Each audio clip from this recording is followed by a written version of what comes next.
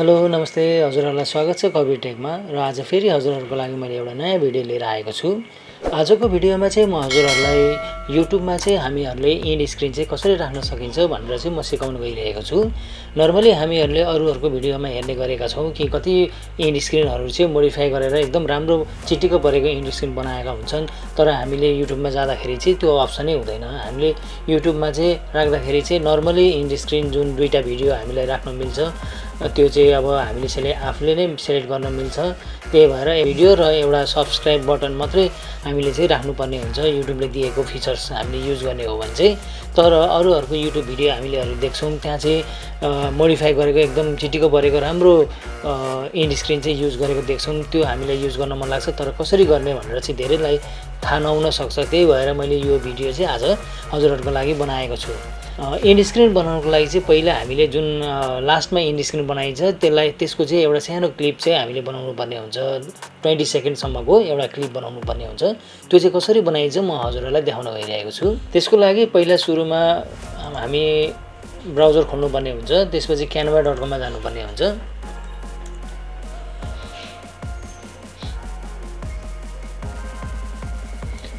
अब क्यानभा मा यहाँ अब लगइन गरिसकेपछि क्रिएट डिजाइन छ त्यसमा क्लिक गर्ने। त्यसपछि यहाँ हजुरहरुले आउट्रो भनेर टाइप गर्नुपर्ने हुन्छ। त्यसपछि यसरी युट्युब आउट्रो भनेर आउँछ त्यसमा क्लिक गर्ने।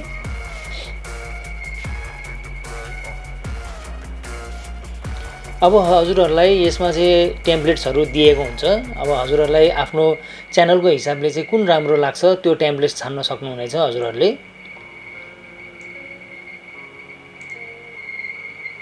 हेर्नुस् गेमिङ हो भने यस्तो टाइपको टेम्प्लेट्सहरु चाहिँ युज गर्न सक्नुहुनेछ।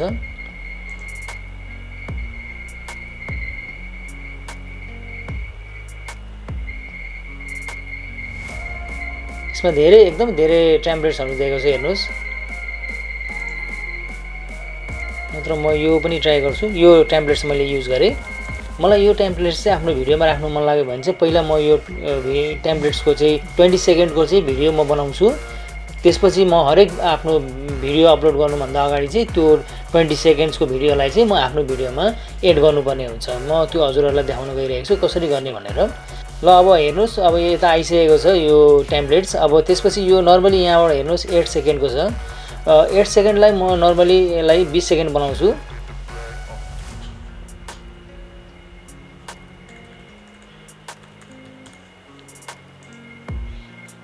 त्यसपछि हजुरहरुले अब यसमा केही चेन्जेस गर्नु मन लाग्यो भने चाहिँ यहाँ अब हजुरहरुले चेन्ज गर्न सक्नुहुनेछ।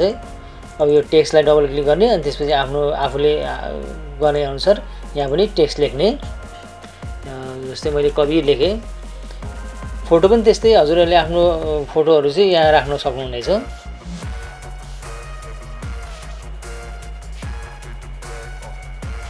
जस्तै मैले यो फोटोलाई यहाँ ड्र्याग गरेर यहाँ ताने। हेर्नुस् यसरी आइसकेको छ फोटो। यस्तै कबीर भनेर लेखे। अब मैले यहाँ गेमिङ च्यानलमा टेक च्यानल भनेर लेखे। ठीक छ। अब त्यसपछि मैले यहाँबाट शेयरमा क्लिक गर्दै अनि त्यसपछि यहाँ डाउनलोड भनेर आउँछ डाउनलोड गर्दै MP4 मा डाउनलोड गर्ने। हेर्नुस् डाउनलोड हुँदैछ। ल भिडियो पनि डाउनलोड भइसकेको छ। अब म आफ्नो भिडियोतिर जान्छु। अब जस्तै मेरोमा यो भिडियो छ जुन चाहिँ मैले युट्युबमा चाहिँ अपलोड गर्नुपर्ने छ हैन। अब यसमा लास्टमा चाहिँ सकिसकेको छ। लास्टमा हेर्नुस् लास्टमा अब बाइ गरिसकेको छ। अब म मेरो आफ्नो आउट्रोलाई चाहिँ यो लास्टमा चाहिँ ड्र्याग गर्न गइरहेको छु।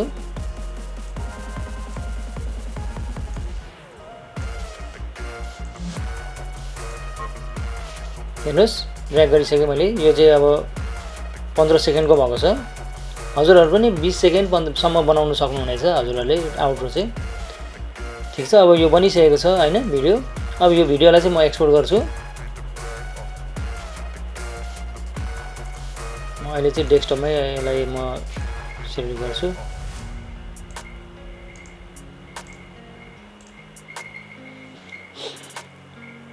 ल साथीहरु यो भिडियो पनि एक्सपोर्ट भइसकेको छ मेरो। अब म भिडियो अब युट्युबमा चाहिँ अपलोड गर्नुपर्ने हुन्छ मैले, त्यसको लागि म youtube.com मा जाँदैछु।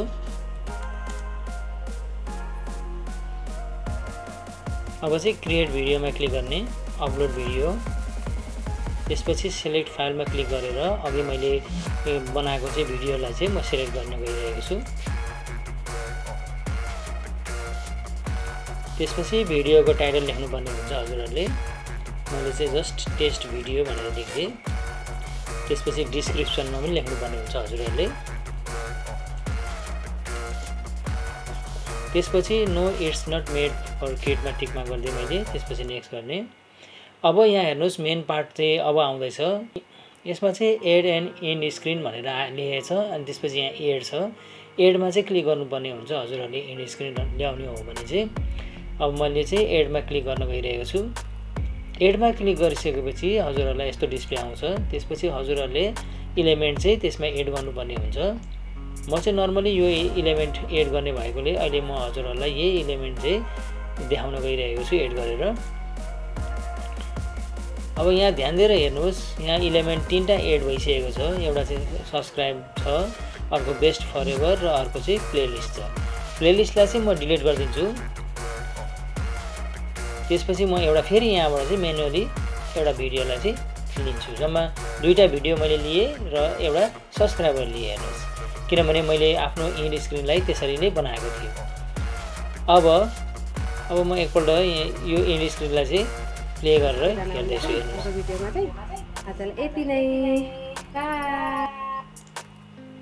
अब हेर्नुहोस्, अब बोल्दा बोल्दै पनि यो भिडियो डिस्प्ले भएकोले गर्दाखेरि अब मलाई चाहिँ अलिक पछि मात्रै डिस्प्ले होस् भनेर चाहिँ गर्नको लागि चाहिँ हजुरहरूले यहाँबाट यसलाई टाइमलाइनलाई चाहिँ घटाउन सक्नुहुनेछ।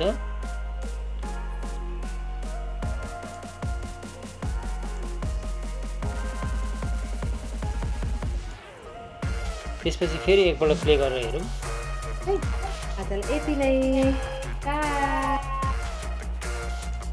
त्यसपछि अब हजुरहरूले इलिमेन्टलाई चाहिँ अब आफूले मिलाउनु पर्ने हुन्छ हजुरहरूको एन्ड स्क्रिन अनुसार। यसलाई मैले अलिकति बढाउनु पर्ने हुन्छ, किनभने यो नदेखियोस् भनेर चाहिँ। त्यस्तै यसलाई पनि अलिकति बढाएर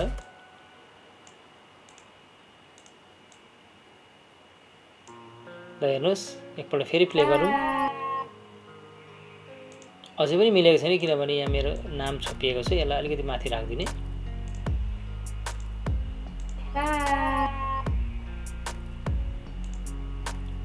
ल हेर्नुहोस्, एन्ड स्क्रिन पनि एकदमै म्याचिङ गरेको छ। त्यसपछि यहाँ हजुरहरूले सेभ गर्नुपर्ने हुन्छ।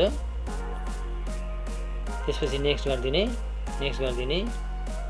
त्यसपछि हजुरहरूलाई अब प्राइभेट राख्नु छ भने प्राइभेट राख्नुहोस्, अनलिस्टेड राख्नु छ भने अनलिस्टेड, नत्र पब्लिक डाइरेक्ट पोस्ट गर्ने हो भने चाहिँ पब्लिक गरिदिनुहोस्। अहिले चाहिँ मैले प्राइभेट राख्न गइरहेको छु। सेभ गरिदिएँ मैले। अब यो भिडियोलाई चाहिँ म एकपल्ट प्ले गरेर हेर्छु। हेर्नुहोस्, यसको लास्ट पार्टलाई मात्रै म प्ले गर्न गइरहेको छु। ल हेर्नुहोस्, हजुरहरूको यसरी नै एन्ड स्क्रिनले काम गरिसकेको छ। आजको मेरो भिडियो हजुरहरूलाई कस्तो लाग्यो, राम्रो लाग्यो भने लाइक गरिदिनुहोस्, सेयर गरिदिनुहोस्, कमेन्ट गरिदिनुहोस् र हजुरहरू मेरो च्यानलमा नयाँ हुनुहुन्छ भने मेरो च्यानललाई सब्सक्राइब गरिदिनु होला। यसरी नै सपोर्ट गरिदिनु होला। यति भन्दै आजलाई बिदा चाहन्छु। नमस्ते, बाई।